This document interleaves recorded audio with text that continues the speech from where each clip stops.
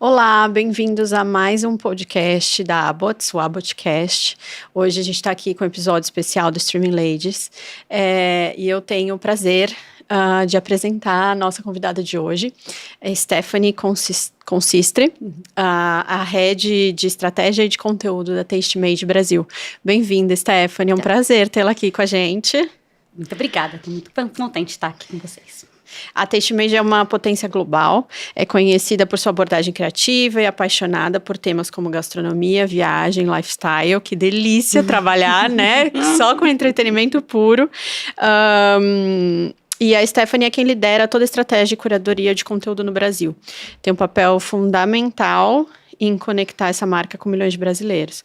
Obrigada por ter aceitado o nosso convite. E eu começo já pedindo para você se apresentar. A gente quer entender um pouco sobre a sua história, sobre a sua trajetória, até chegar aqui. Legal. Eu sempre trabalhei com entretenimento, então é uma delícia mesmo. Eu sou formada em jornalismo, mas eu nunca pisei numa redação. E aí eu comecei trabalhando na Vaia, na época com a Nickelodeon e a VH1. E na época eu fui contratada pelo departamento de New Media, que era só SMS blog. New Media. Era ainda pré-redes sociais. Mas foi muito gostoso que eu pude acompanhar o desenvolvimento ali de TV por assinatura no Brasil. No começo dos anos 2000, assim, com um crescimento muito grande, e de redes sociais também de conteúdo. E a partir daí eu passei por agência, fiz bastante coisa com criador, e antes da Tastemade eu estava trabalhando na Discovery, gerenciando conteúdo dos canais de linear, então Discovery, Home and Health e tal, e recebi o convite da Tastemade para cuidar da estratégia aí de projetos especiais e de conteúdo também aqui no Brasil. Então, é muito legal estar sempre no entretenimento. Migrei um pouquinho ali entre digital e TV, mas sempre no entretenimento. Nossa, que gostoso, que inveja trabalhar com entretenimento uma carreira inteira, né? É impossível não gostar, ainda mais no Tastemade, que você tem todos os assuntos, assim, um se encaixa pelo menos. Que gostoso. E você chegou a essa posição de liderança hoje na Tastemade. Houve algum momento crucial ou um desafio que a moldou como profissional e líder? Eu acho que tem 2 momentos, assim, que me marcaram muito. São momentos mais ou menos recentes.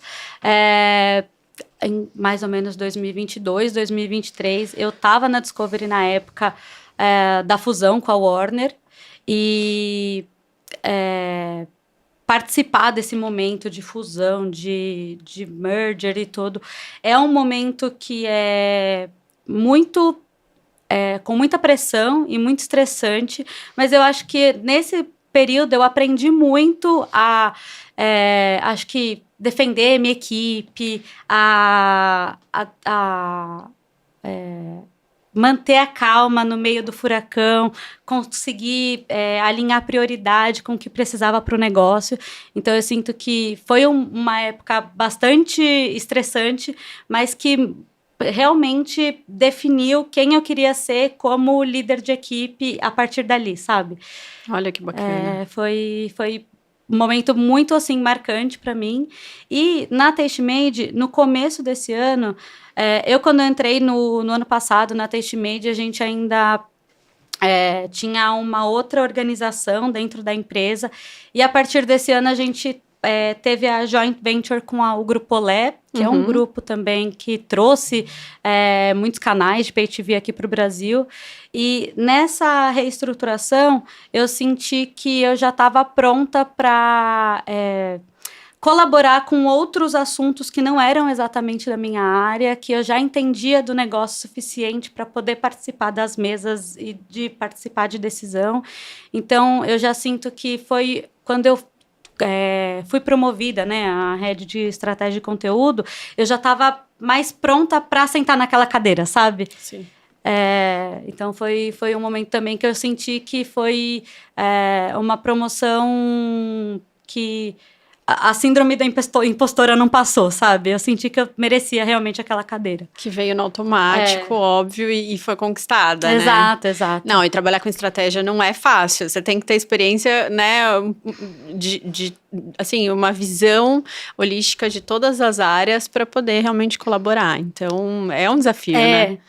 Exatamente. Que bacana. E conta um pouco pra gente sobre a empresa. Como é que hoje vocês estão organizados em relação à curadoria de conteúdo, a estratégia em redes sociais, os canais Fast, os aplicativos, enfim, tem tanta coisa no ar, tantas formas de se comunicar com o consumidor final.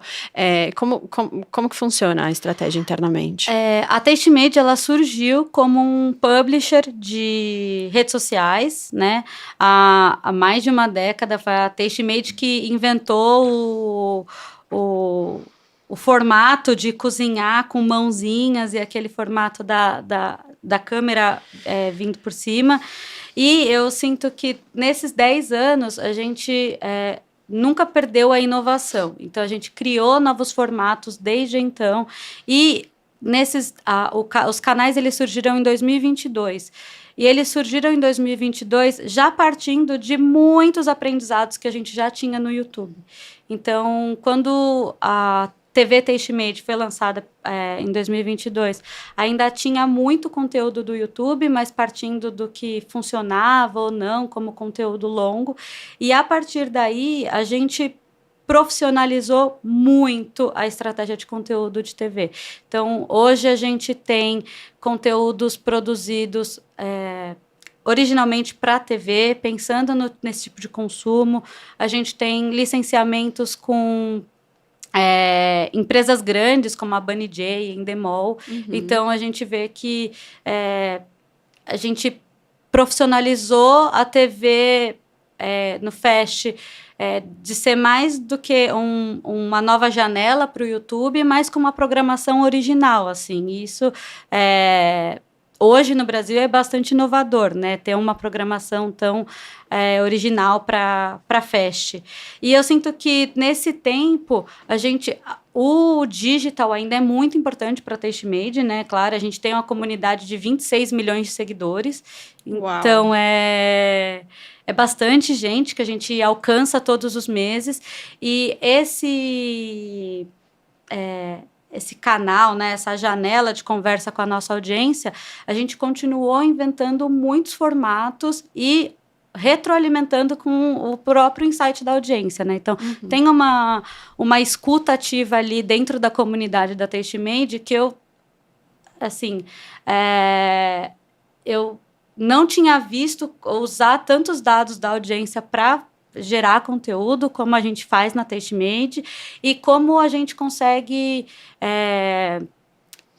otimizar e maximizando a estratégia a partir desses insights, assim. Então, a gente tem hoje um ciclo muito, muito positivo de como a gente olha para resultado, como que a gente ajusta a programação, ou ajusta conteúdo de redes sociais e continua escutando a audiência nesse caminho todo. Que perfeito. Era minha próxima pergunta, como é que vocês fazem essa personalização com base na audiência de vocês? Vocês conhecem a audiência? E me fala um pouco sobre a audiência de vocês, porque eu não sei se vocês se consideram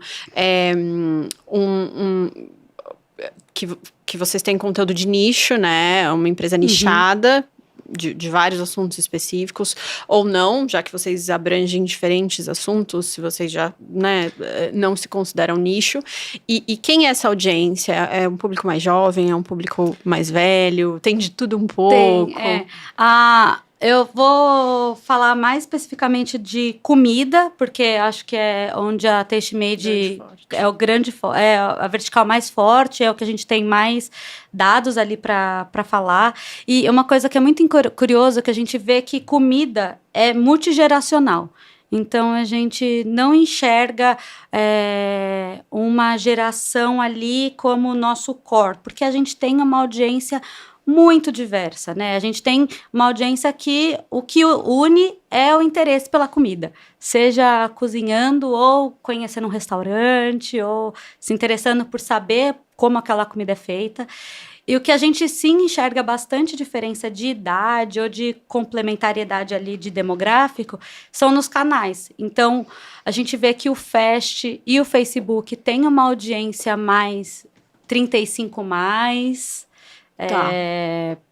enquanto as redes mais curtas, TikTok e Pinterest, a gente tem crescido com geração Z bastante. Então, a gente vê que uma coisa que é bem legal, assim, é que tem gente que segue a gente desde 2016 e que acompanhou tudo da Taste Made.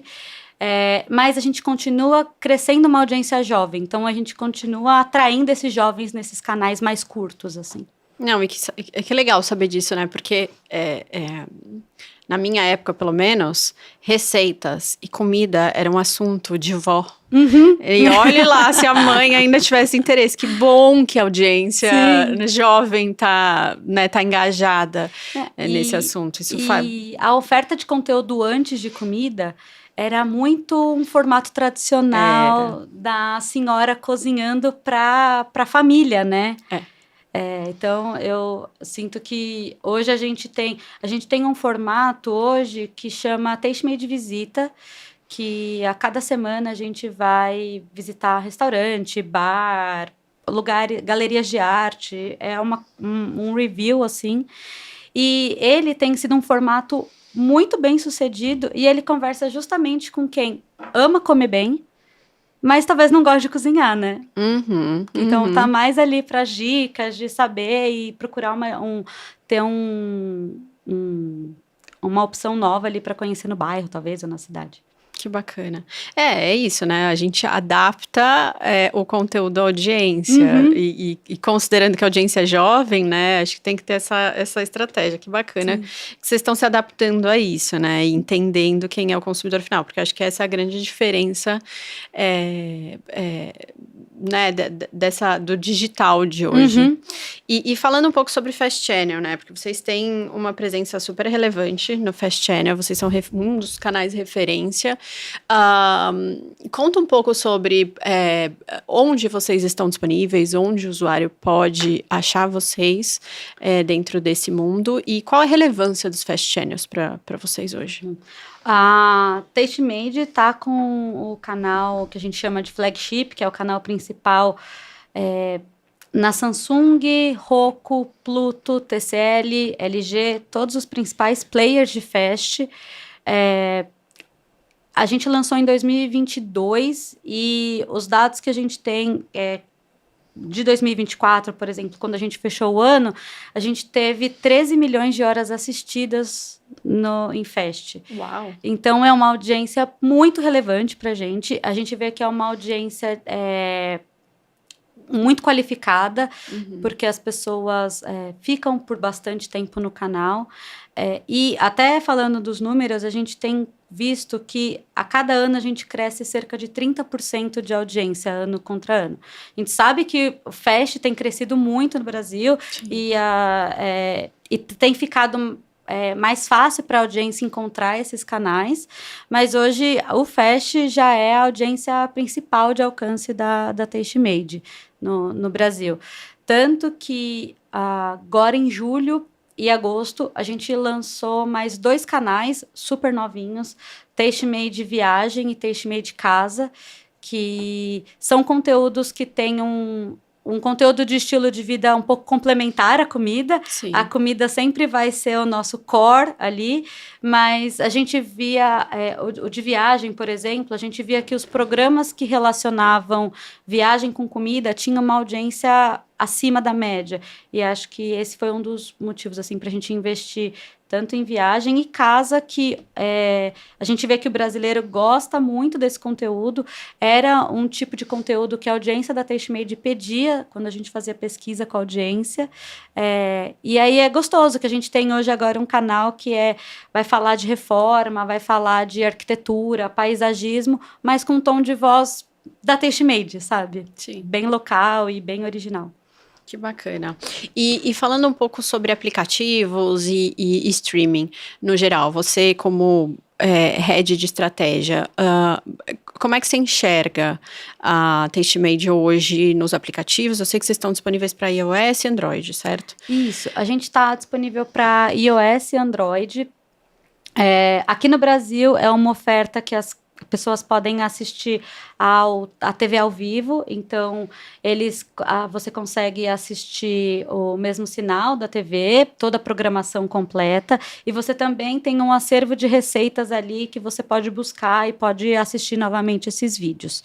Então, a gente está disponível hoje em iOS e Android, e no digital a gente tem uma outra janela que é complementar ao aplicativo, que é uma parceria com Terra, em que a gente tem um canal, uma editoria ali dentro do Degusta do Terra, com vários especiais, com várias programações ali de receitas que hoje estão no Terra como mais uma opção de conteúdo ali para a audiência.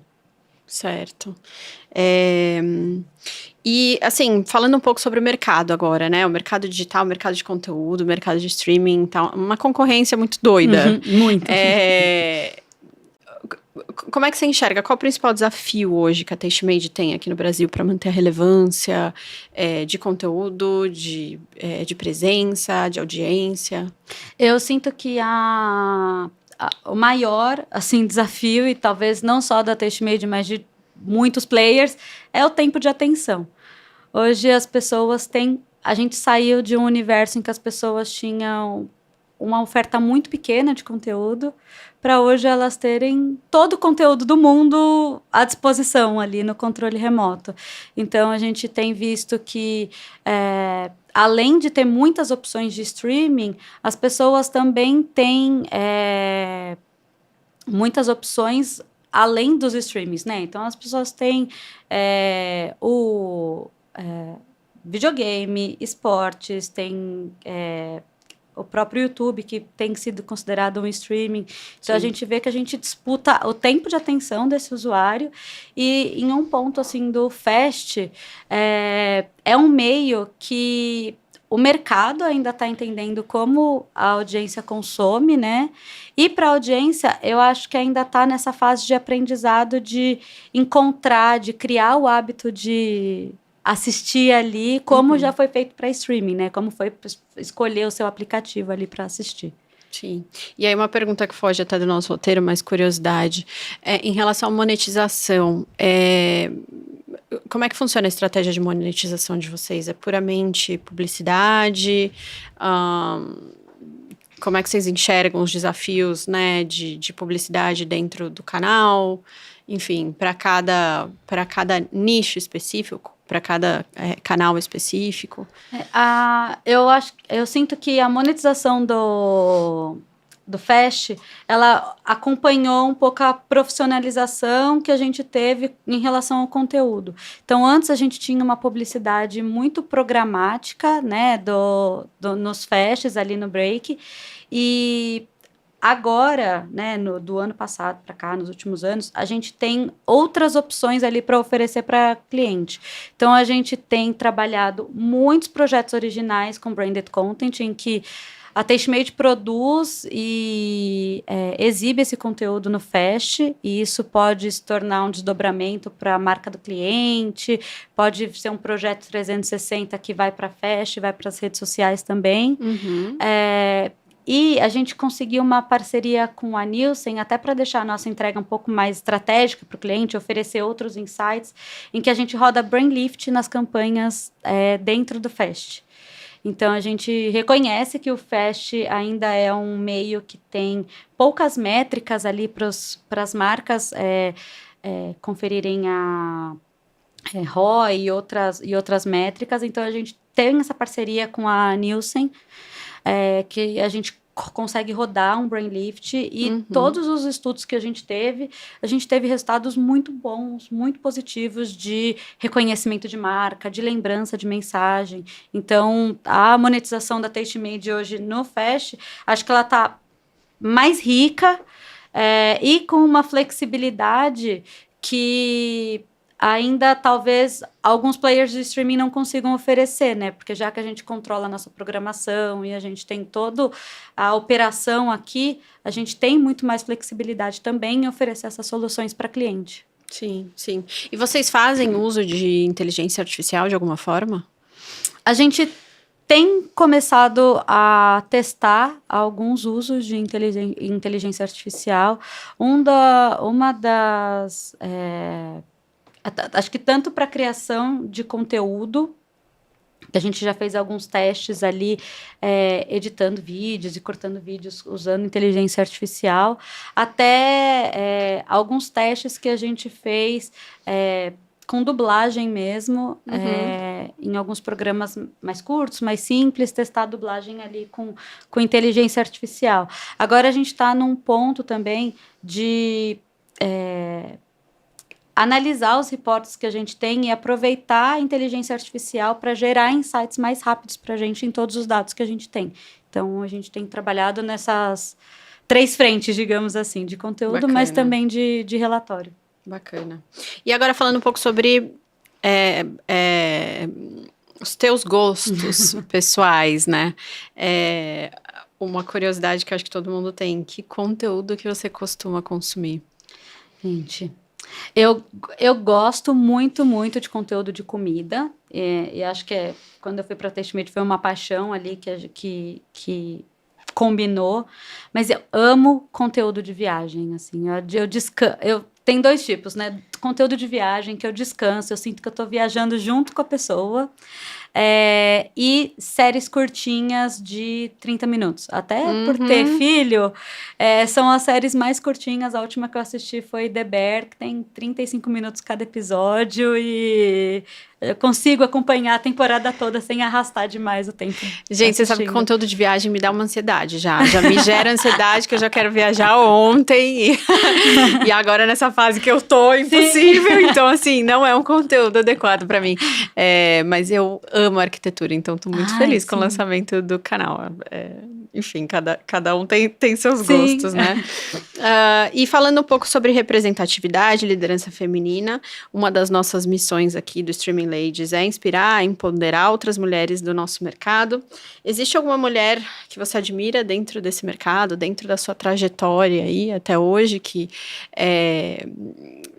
enfim, te despertou alguma inspiração?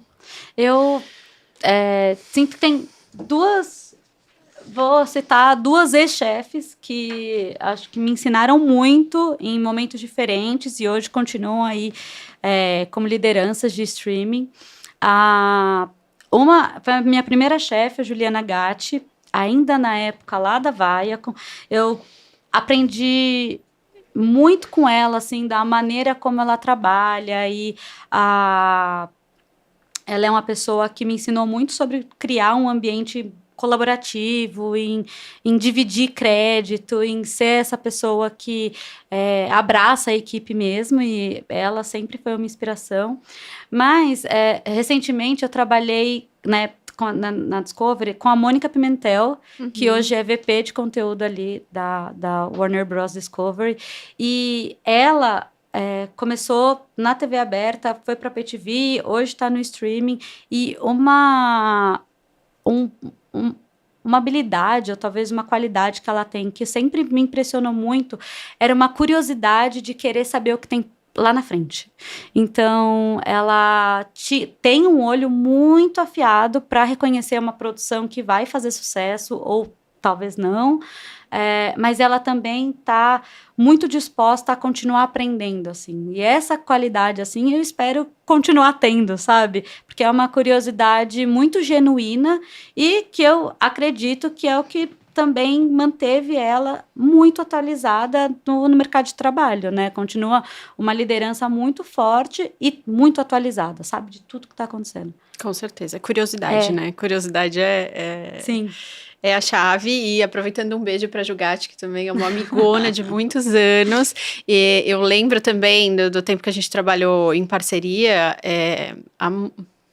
Não vou falar a idade, sei lá, mais de 10 anos. Tempo. Mais de 10 anos atrás, com certeza. Eu lembro que ela era uma das referências já de líderes femininas e uma das pouquíssimas, raras, assim.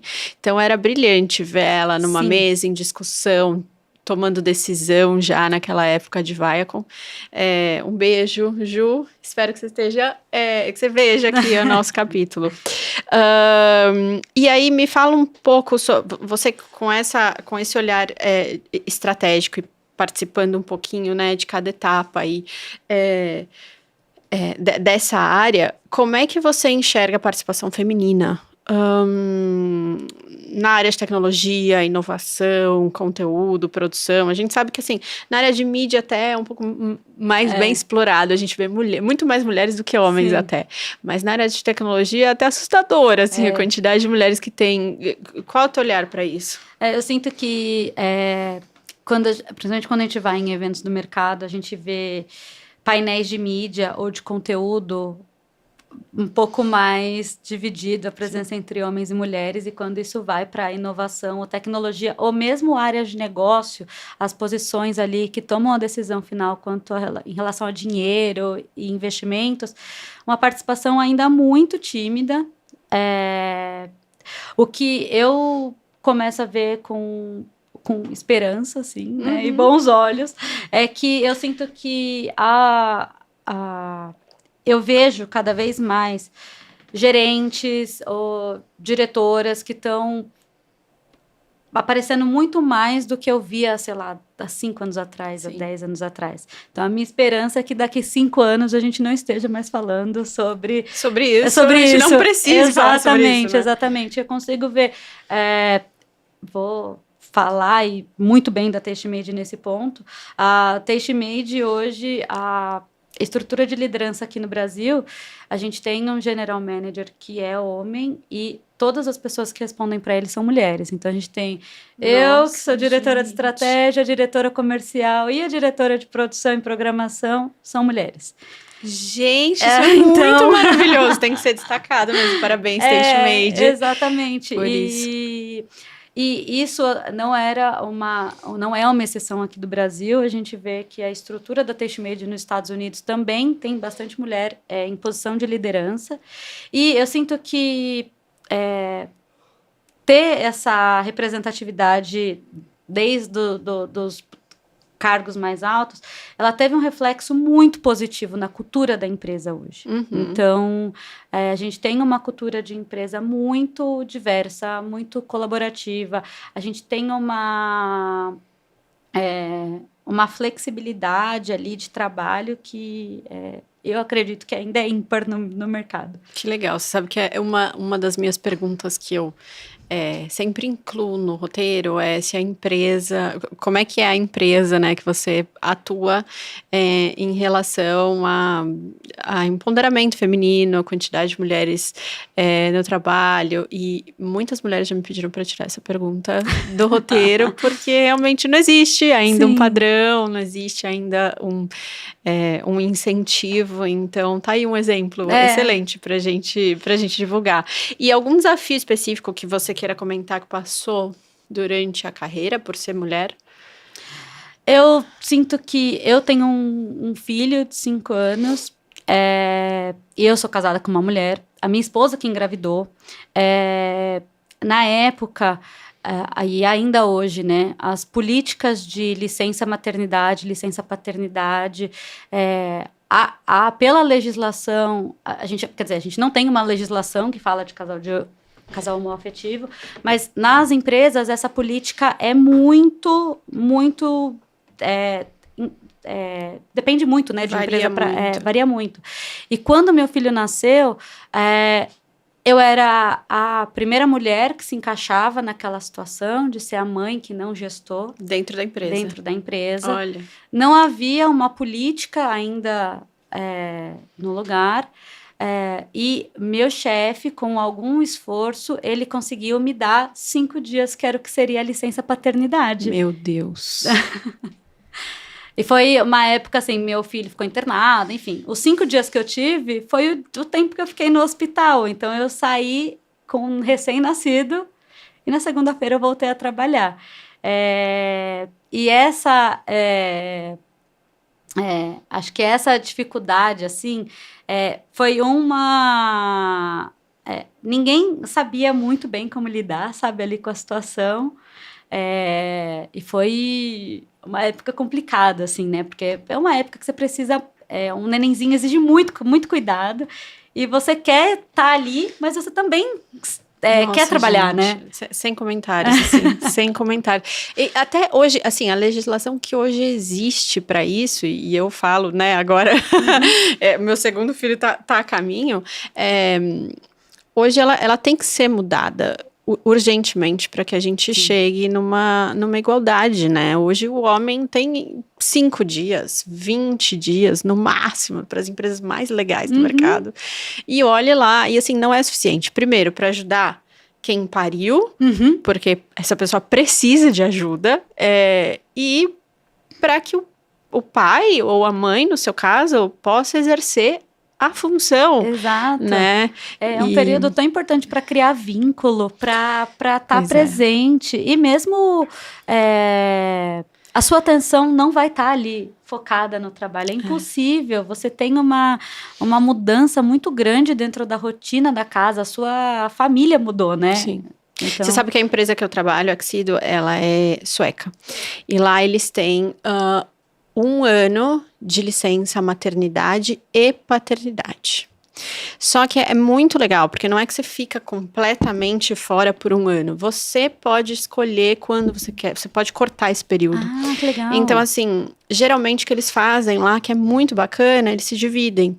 Então, para ninguém ficar muito fora do emprego, do trabalho do dia a dia, esquecer de exercer a função, porque 1 ano é muito tempo, você acaba cortando. Então, assim, muitos escolhem, a mãe tira os 2 primeiros meses, depois o pai assume por mais 2 meses e a mãe volta, e aí eles vão se revezando para que a criança possa ter acompanhamento 100% dos pais durante os 2 primeiros anos de vida, que são os anos mais importantes da vida da criança. Então, assim, gente, quando será que a gente vai chegar lá? Sim, na torcida. Uma pena que eu tô na lei brasileira. Não, realmente faz muita diferença, né? E aí, me fala um pouco sobre a sua rotina. Você tem um filho, você tem uma esposa, e você tem uma super carga, né, de trabalho, imagino eu. Como é que você faz para adaptar essa sua rotina? Você tem algum meio de escape? Eu tenho um benefício que acho que ajuda muito na rotina, que hoje a TasteMade é híbrida 1 vez por semana. Então, com isso, a gente conseguiu organizar a rotina de toda a equipe, que você consegue ter mais flexibilidade ali no seu dia. Então, eu consigo levar e buscar meu filho na escola quase todos os dias ali. A minha sogra é uma super salvação, assim. Mas isso já ajuda bastante. E agora, né, que tem 5 anos, eu consegui voltar a correr, que era algo que eu fazia anos atrás, que gostava muito. E eu sinto que corrida agora está na moda e tudo, mas é um momento que eu consigo, às vezes, organizar mentalmente o que eu preciso fazer naquele dia, ou às vezes ficar só 30 minutos sem pensar em muita coisa, e tem sido a minha válvula ali de escape para dar conta da rotina. E cuidar um pouco da saúde, né? Eu aqui ouço diversas coisas, já ouvi. Enfim, esporte acho que é o né, o mais famoso, mais tradicional, mas já ouvi também yoga, já ouvi meditação, já ouvi, enfim, terapia, né? Sim. Cada um escolhe o melhor formato. A gente está chegando ao fim, não sei se você quer adicionar algum comentário, quer falar alguma coisa que a gente não passou. Não, acho que tá ótimo. Assistam Taste Made, vou deixar os contatos com a Paloma.